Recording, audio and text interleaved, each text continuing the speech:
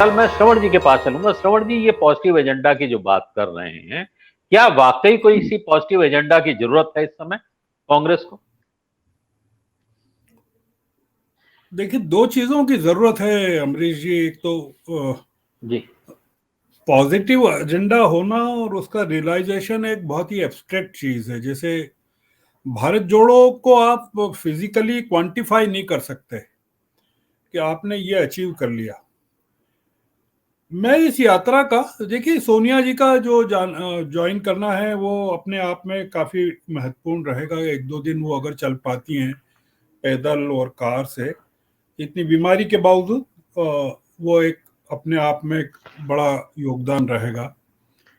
और दूसरा, प्रियंका का ज्वाइन करना काफी ज्यादा प्रभावशाली रहेगा, क्योंकि उनकी अपील एक अलग चीज है। मैं अपनी बात पर आने से पहले केवल एक बात कहना चाहता हूं, क्योंकि मैंने कोई 20-25 साल फोटोग्राफी की है शुरू में। मैं फोटोग्राफ जो लेता था दिनमान में और धर्मयुग के कवर पेज पर और इलस्ट्रेटेड वीकली में, टाइम्स ऑफ इंडिया में, स्टेट्समैन में, सब जगह छपते थे।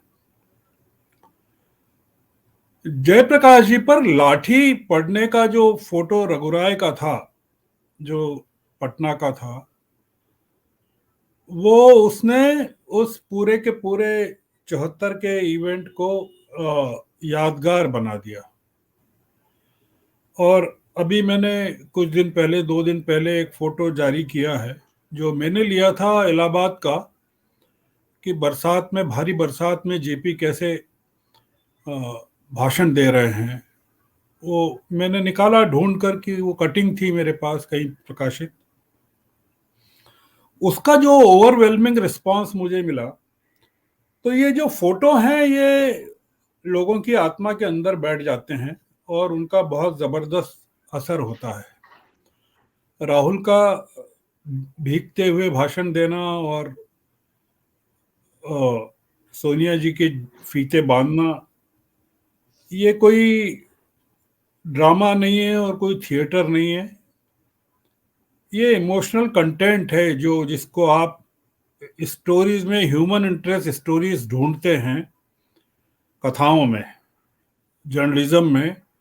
ये यात्रा की ह्यूमन इंटरेस्ट स्टोरीज हैं। ये रहेंगी, कायम रहेंगी। ये वोटों में तब्दील नहीं हो, पर सहानुभूति में और सिंपैथी में कन्वर्ट होती हैं। देखिए, मैं इस यात्रा के इम्पैक्ट को दूसरे तरीके से देखता हूं।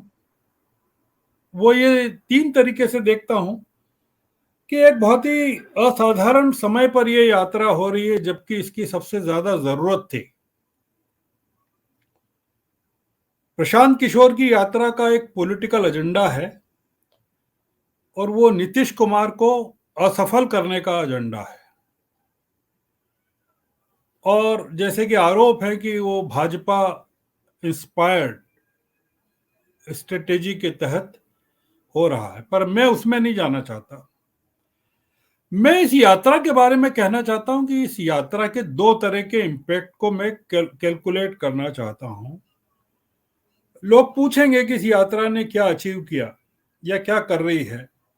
तो जैसा मैंने शुरू में कहा, कि इस यात्रा में भारत जोड़ो एक फिजिकल चीज नहीं है, क्वांटिफाई नहीं कर सकते उसको, तोल नहीं सकते कि भारत कितना जुड़ा। पर भारत कितना टूटने से बचा और कितने कम दंगे फसाद हुए,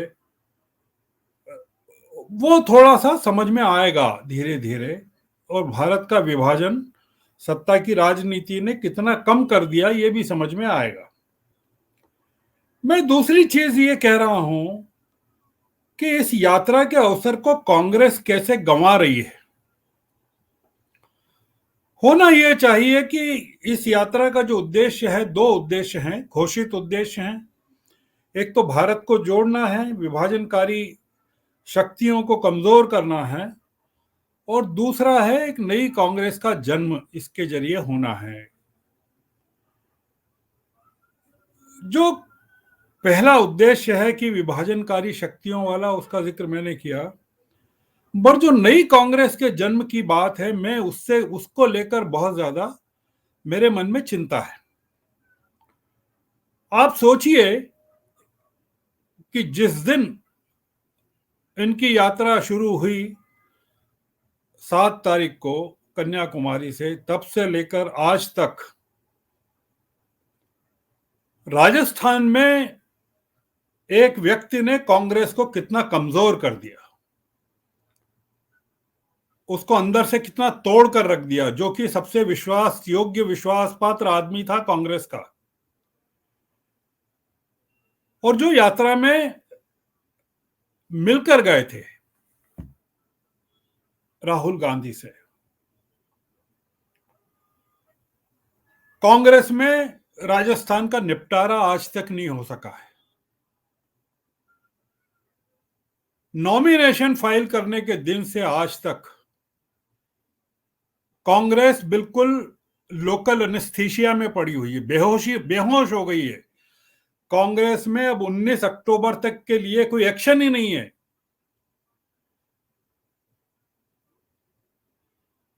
आप सोचिए कि एक यात्रा चल रही है, उसको जो ऑर्गेनाइजेशनल सपोर्ट सड़कों पर चाहिए, आंदोलन का सपोर्ट चाहिए, एक्शन चाहिए,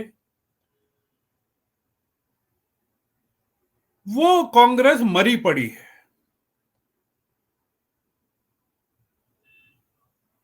तो इस यात्रा से राहुल गांधी की जो व्यक्तिगत छवि है वो तैयार हो रही है, उनके प्रति सहानुभूति पैदा हो रही है, उनके साहस की दाद दी जा रही है।